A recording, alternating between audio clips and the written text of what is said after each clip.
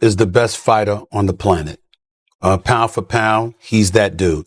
In this 4-belt era, he is now the undisputed world champion 3 times over.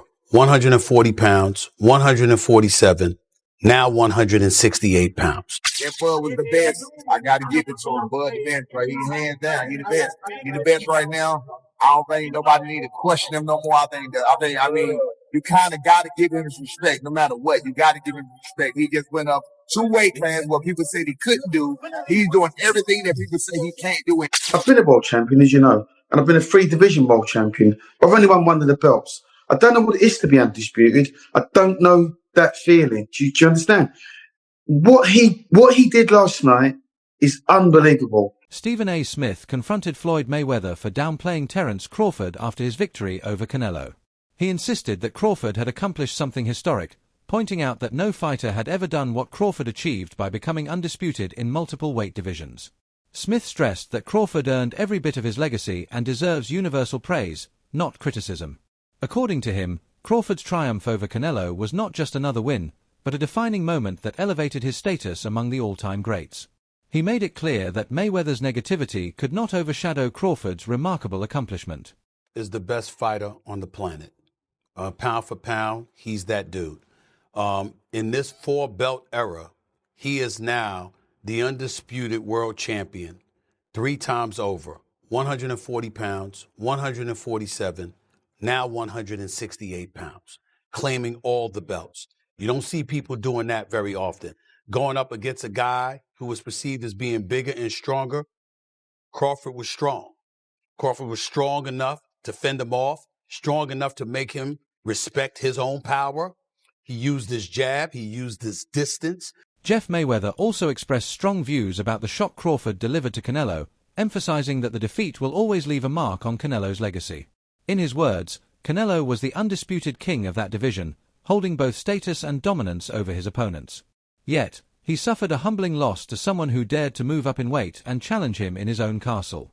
For Jeff, this was not a small blemish, but a stain that will permanently sit alongside Canelo's name in boxing history. He highlighted how champions in their prime are remembered for defining moments, and Canelo's defining moment turned out to be a devastating loss to Crawford. But either way, he was in discussion certainly with Chavez. What did this do to his legacy? Because I don't think he caught, the Floyd fight didn't give him, people didn't really look down on him because even though he had 40 fights, he was still, fighting one of the greatest ever and an absolute master. In Bivol, he went up weight classes to win. But now he's fighting a smaller guy, a great fighter, but a smaller guy. Does this damage his legacy in any way? I think it does. I think it does because, the one thing is this, is that, you are ruling, you were the king of that weight class. And the king of that weight class for a good while. And I think that, he had a huge following because, he became the face of boxing. And even though it's another, future Hall of Famer, still losing, losing a guy come up a couple weight classes, kind of makes you seem not as great as you might have been. Stephen A. Smith continued to show his awe of Crawford's victory and did not hold back his admiration. He stressed that he was present for this historic moment, making the win even more personal for him to witness. According to Smith, nobody in the history of boxing has done what Terence Crawford just achieved, moving up in weight to defeat a dominant champion like Canelo in such convincing fashion. He called it a career-defining achievement that sets Crawford apart from the rest, ensuring that this night will live forever in the sport's rich history. For Smith, it was not just a fight, but a monumental shift in how greatness is defined in boxing. This was Terence Bud Crawford moving up 2 weight divisions, really 3 in my mind, because we only fought 1 fight at the junior middleweight division. So he's really moving up from 147 pounds, okay? Terence Bud Crawford moving up to the 168-pound limit in an effort to claim the undisputed super middleweight championship of the world from the grasp of Saul Canelo Alvarez. Now, I was there because let me tell you something right now. There's very, very few sporting events in the world that are better than a super fight in Vegas. I can tell you that right now. There's very, very few events. Props to Nick Khan of the WWE. Crawford's trainer also made it very clear after the fight that his fighter had nothing more to prove. In his view, Terence has reached a point where respect should be unquestioned. Yet, some critics still refuse to give it. This frustration underlined the fact that despite dismantling one of the greatest names in boxing, Crawford is still battling narratives outside the ring.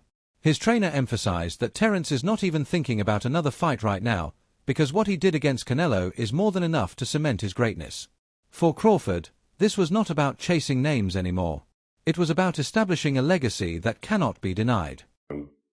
Terence Crawford and his well-renowned trainer, two-time trainer of the year and future Hall of Fame trainer, Brian Bomac McIntyre, recently did an interview in which Bomac stated that a fight is not happening. And this particular fight is a fight that everybody wanted to see Canelo Alvarez take, and Canelo Alvarez refused to take this fight with a 28-year-old two-division world champion, reigning WBC light heavyweight, former two-time WBC super middleweight, the Mexican Ecuadorian superstar boxer, who's one of my favorite fighters and a great person, David, the Mexican Ecuadorian monster Benavidez, who has 30 wins, no loss, no draw, 24 wins by way of knockout, stands at 6'2" with a 75-inch arm reach, and fights at 175. But the entire time David Benavidez was fighting at 168, Canelo Alvarez was brought up, and he never accepted the fight. And so, with that said, now people are trying to project this fight on Terence Crawford. And they're saying that Terence Crawford needs to take the fight. So Bomac yesterday did an interview, and Bomac said they're not fighting David Benavidez.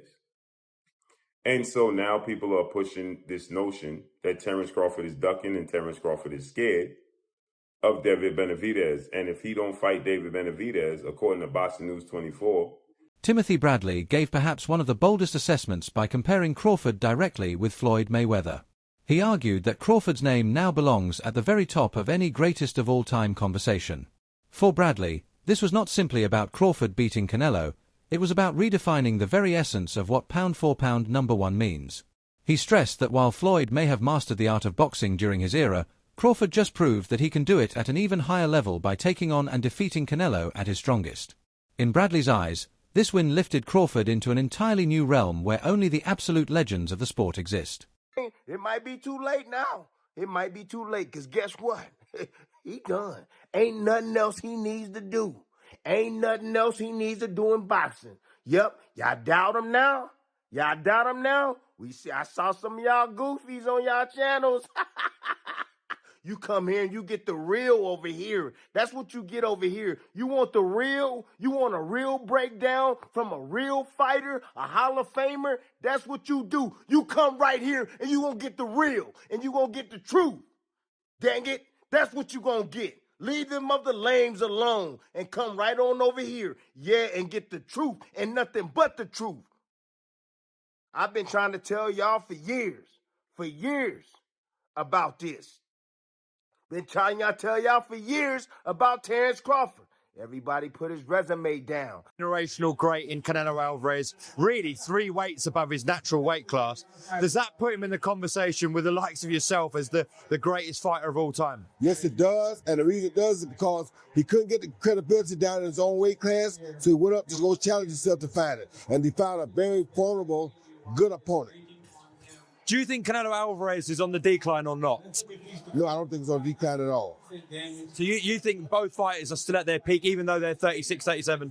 Yeah, I think they're both still at their peak. The age for Crawford would seem like he may be beyond it, but he hasn't had the fights, the tough fights we'd have put him there. And the years of boxing for Canelo would have put him in a position where they're about equal. So I think they both are pretty much in a great place. I think they're both still in their primes, and this is the best time to see them fight. Roy Jones Jr. offered a more measured perspective, pointing out that unlike when Floyd Mayweather beat Canelo years ago, this time both fighters were in their prime. He explained that Floyd had the advantage of facing a young, less experienced Canelo, which allowed him to outbox him with superior skill and ring IQ. In contrast, Crawford faced a fully mature and seasoned version of Canelo, the one who had dominated his division for years. Despite being naturally smaller, Crawford still managed to dismantle him.